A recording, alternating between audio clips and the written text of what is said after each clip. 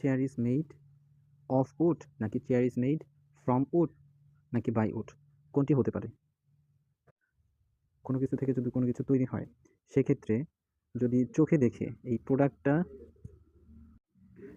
প্রোডাক্টটা দেখে আমরা বুঝতে পারছি যে এটা কী থেকে তৈরি হয়েছে, যদি এরকম শনাক্ত করা যায়, তবে ঝামেলা কম, তবে হবে অফ।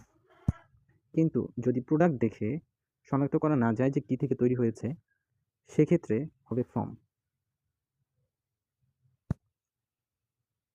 তাহলে এক্ষেত্রে কি হবে?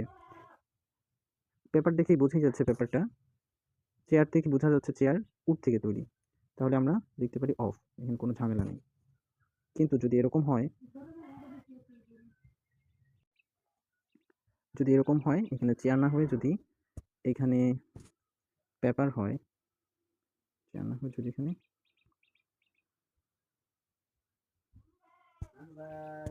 Paper, PAPER, paper is made, কি হবে এক্ষেত্রে?